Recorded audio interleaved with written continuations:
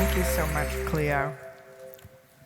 I was working with, so I'm a clinical psychologist, and I was working with a mother of a 13-year-old son, and she told me that she helps him with his homework for about 2 hours every evening. And when I asked her why she did this, she said, he's not much of a student.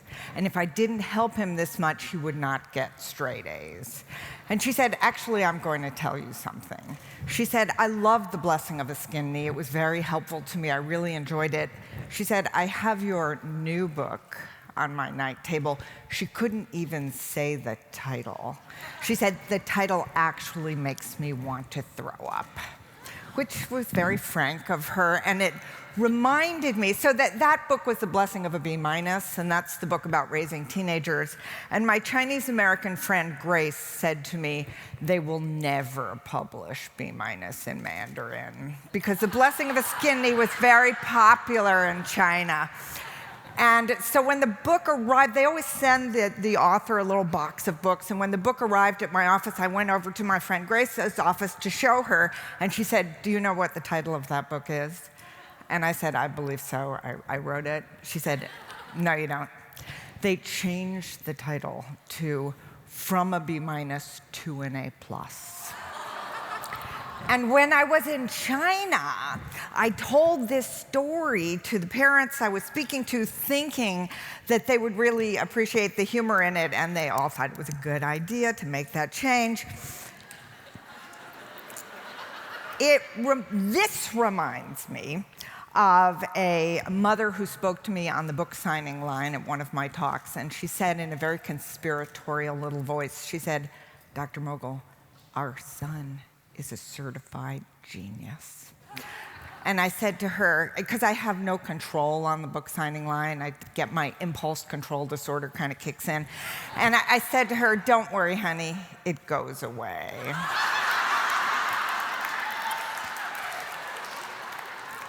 A friend of mine is a college advisor at a very, very competitive high school in Los Angeles, where I live.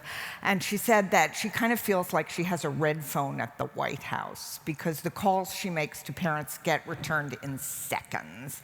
So she called one parent, and the dad called her back right away.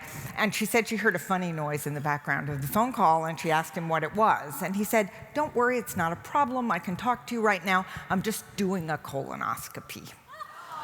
This is a creepy thing, right? This is too much. So we have a whole set of parents who are afraid for their children, afraid that their children won't succeed in our wildly competitive world. And we have another set who are afraid of their children. And both sets kind of treat their children like a combination of handicapped royalty and fascist dictators. They treat perfectly ordinary, decent children as though they have no prospects in the future. Our parents, and some of you are very young, but I suspect that this is true for most of you, my parents, they barely knew what grade I was in. They'd have to stop and think from, I think, fifth, probably fifth. And how many of you, when you were growing up, could play outside on a summer night without any adult knowing where you were until dark? And how many of you did things that your parents never knew about? And they still don't know. And you don't regret it one bit. Yeah, because you had a life. So why have good parents gone bad? And these are loving, devoted, intelligent parents. One of the reasons is that we have smaller families, so we can crunch a lot of data about each child.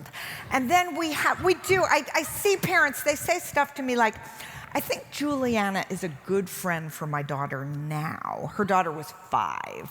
But I have a sense that in the future she may become a gateway drug friend. And I thought, you don't need to worry about this. We have a 24-hour news cycle that loves to blast low probability but highly sensational dangers about children. So we imagine that there's a child molester or an abductor behind every tree.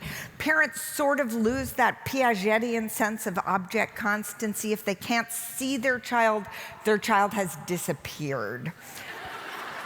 And there is an app now. It's called Sex Offenders Lite. That's the free app without the commercials. So parents get terrified.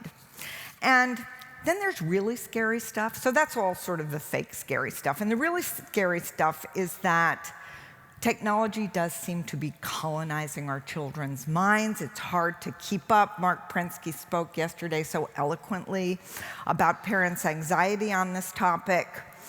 The planet does seem to be melting. We don't know if there will be any planet left for our grandchildren. So what do we do about all of these things we feel we can't control?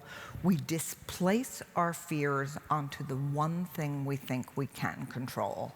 And that's whether our child gets the good or the better second grade teacher. But we know we are not allowed to request teachers. So we have to speak in a little secret code. And we have to say things like, given Trevor's learning style,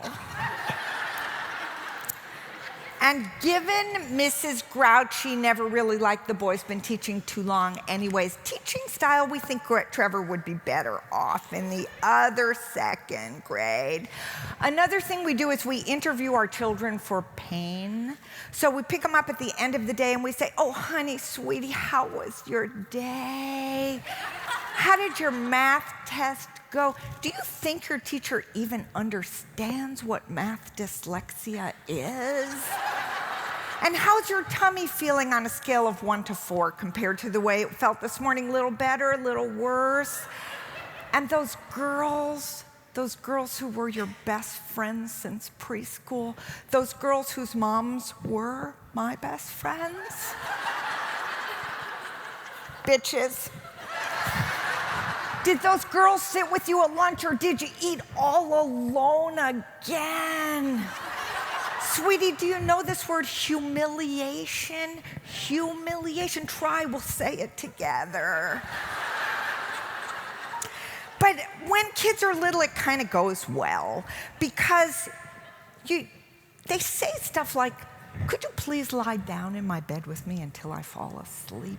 They want you in their bed with them. They want you in their room. They say, you are the bestest mommy in the whole wide world. When I grow up, could I live right next door to you and Daddy forever? And they look so cute in their outfits because you pick them out. And they have, like the children yesterday, so adorable, every single one of them. You could just look at them forever. But then it happens. So adolescence, do you know now it lasts from age 7 to 29? It does. It does, because kids are entering puberty a full year earlier than they ever have in the past, and we now know that the prefrontal cortex of the brain, the site of executive functioning, good judgment, delay of gratification, does not finish maturing in girls until their mid-20s and boys until their late 20s. And then the girls say stuff to you like, murderer of love. Or they say, Mom, the reason you make all these strict, bizarre rules is that you have a lot of personal problems. And everyone we know knows this about you. And they talk about it all the time. I hear them, and I wish to die.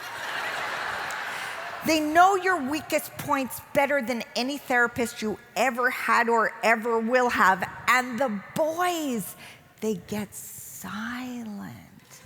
They stop talking. You say, hi, how was your day? And they say, you are acting like a stalker. So when they're silent, the combination of your high intelligence and your creative imagination and those news stories combine to create paranoia. So you worry a lot about these boys. And the way these teenagers dress, the boys sort of like clowns, their pants so low, the girls like prostitutes. And you imagine that it would be a good idea for the kids to skip straight from little buddy to junior statesman, and we don't want them to do this. We have the feeling that the stage of adolescence of risk-taking, bad choices, oversleeping, and sketchy friends is too dangerous in our nervous world. That if our kids are sullen, goofy, or clumsy, we take a snapshot of them at this moment, and we imagine it's the epic movie of their life. So what do we do instead?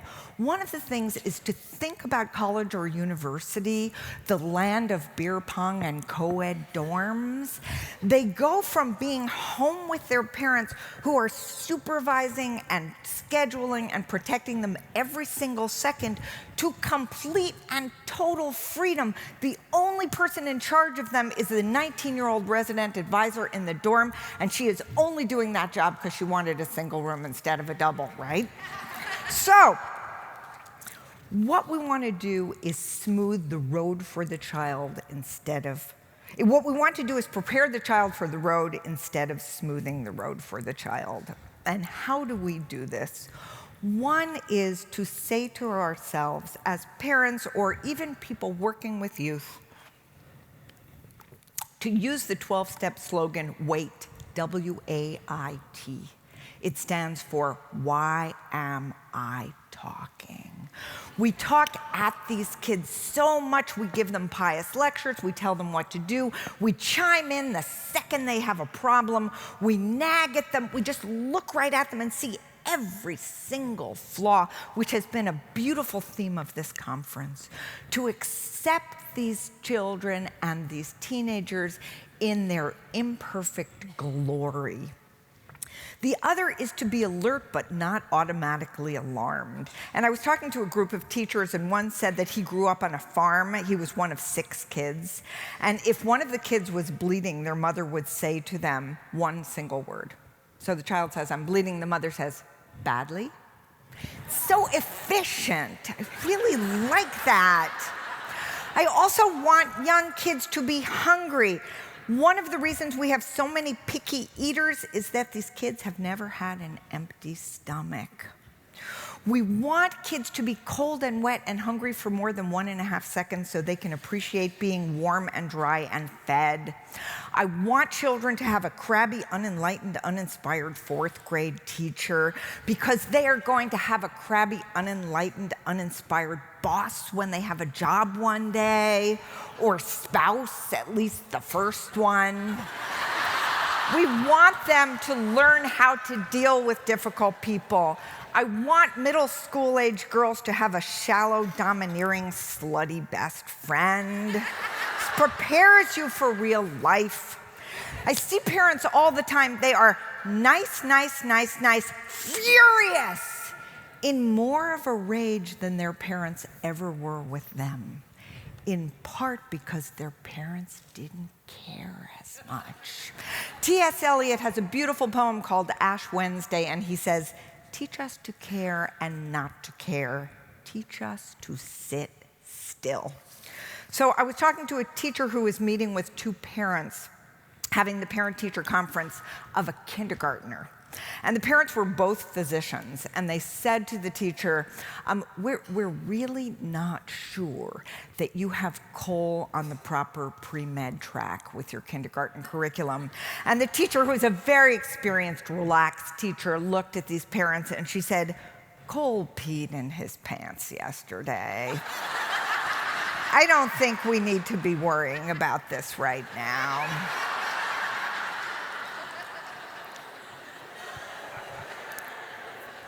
I also like to see kids get outside. Who gets to be in the wilderness now and go to wilderness academies? Only kids who have gotten in a lot of trouble. Have you noticed this? It's true. They're the only ones that get to be in the wilderness and learn all those good leadership skills. I also like to see kids do chores around the house. They say 4 secret words, and they don't have to do a single chore. 4 secret words. I have a test. Oh, you have a test. A test. Is it in one of the STEM disciplines, science, technology, engineering, and math? You have a test? Well, don't think about clearing the table. Let me bring you dinner on a tray, and I've made you some flashcards and a practice test. I made it in Arial. Would you prefer Verdana? Dip you in the bathtub, slide you in the bed.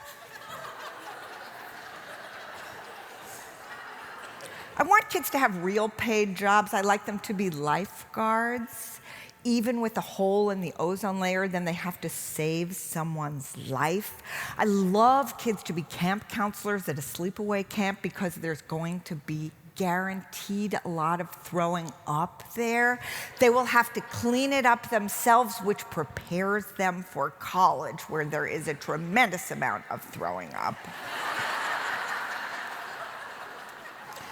Understanding at the same time that that teenagers will do things on adolescent standard time. So I was working with a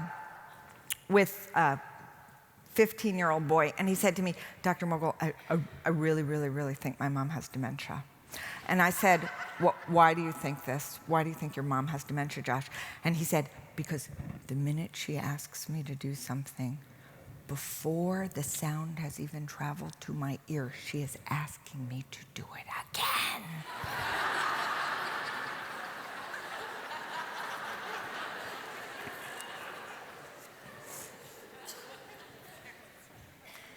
I'm trying to figure out about this clock here. I think I have it right. Okay, so another thing that happens with teenagers is they kind of treat you like crap. And there's another great 12-step slogan, Q-tip, QTIP, quit taking it personally. So preschoolers, you know how they hold it together the whole day, and they sit in circle time, and they sing the dopey songs, and then they come home and they melt down. It's the same thing with teenagers. They go to middle school, they don't know what part of their body grew in the night. They wake up, no really, they wake up, maybe it's just one arm or their neck. And they have to go to that place and they have to do algebra 2. Their brains are not ready for this yet. And their team that was their posse, they may have moved on to another crowd. So they come home, and home is a soft landing. It is the place with the people they love and trust the most. So if we take it personally, then we are going to get into the fights I hear about all the time. And I have parents come to my office, and they've got the diagnosis already. They say, we think it's either oppositional defiant disorder, intermittent explosive disorder, borderline personality disorder, or the brand new one that's coming out in the new DSM-5, disruptive mood dysregulation disorder. That's it. Disruptive mood dysregulation disorder. That is just a teenager with feelings. That's a person who's human, because the parents are numb and they are grim and they are so anxious about the future that if their child shows some spark or sparkle, it looks like a deficiency or a pathology. So this is what I say to the parents. I say, okay, I am willing to consider the possibility that your child has shadow bipolar disorder, but let me ask you one thing. Do you like his friends? And the parents say, oh, we love his friends. We don't understand why they would want to be friends with him. And then I say, what do the teachers say? And they say, it's really strange. The teachers say, I can't wait to teach him in Spanish 3. But we think he's kind of a suck up with the teachers. And I say, how about his grandparents? And they say, he's really, really gentle with his grandparents, but they give him money. So we think maybe he's a sociopath. And then I have to really stretch far, and I say, okay, how about the neighbors? Very polite to the neighbors. Salespeople in stores, very nice. Waiters in restaurants. And then I say, could you please stop worrying? This child is being a person, and he's acting like a triple person with you. Teenagers have pre-trip jitters. They are getting ready for the journey of life. Their behavior senior year is God's way of making it easier to say goodbye to them.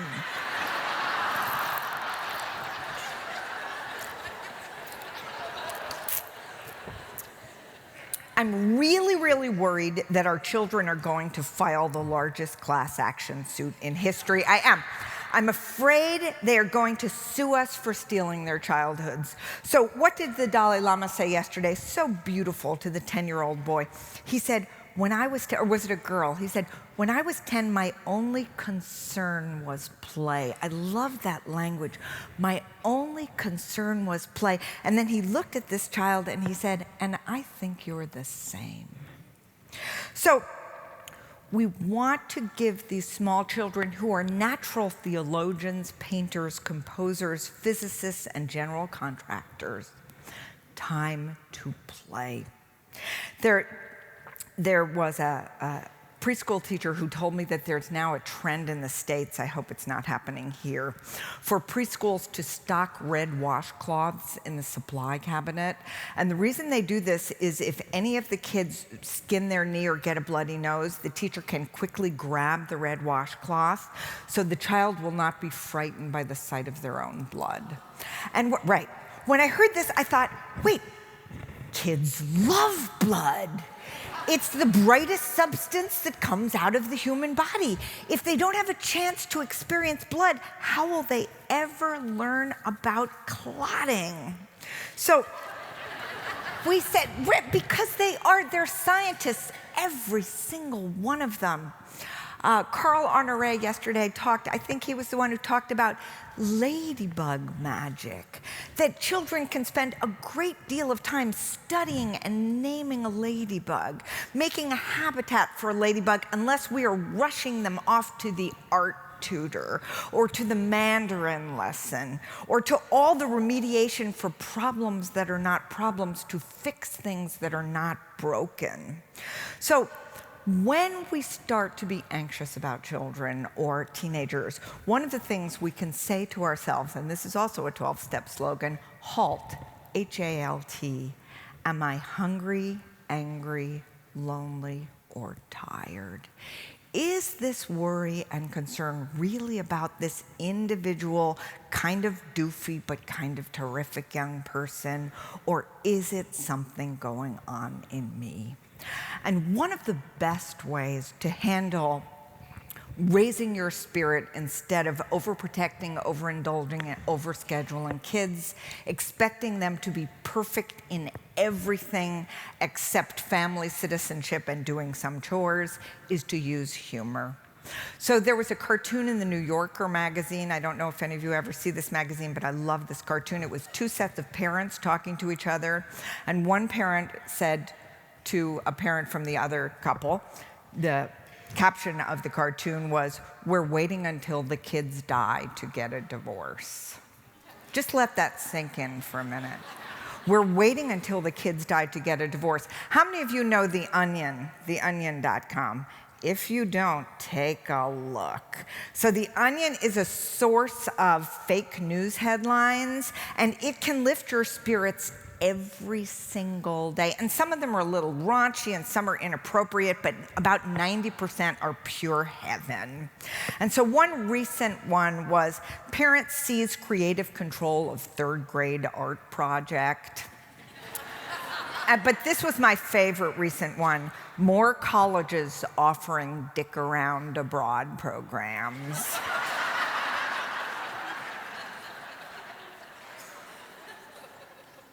It's also a good idea to make sure you're not hanging out with a bad crowd. And the bad crowd are the brag-plainer parents, to do a combination of bragging and complaining. When My father was growing up, he went to elementary school in Brighton Beach, Brooklyn, and at the beginning of the year, all the kids were given a singing test in elementary school. And they were put into one of three groups: altos, sopranos, and listeners.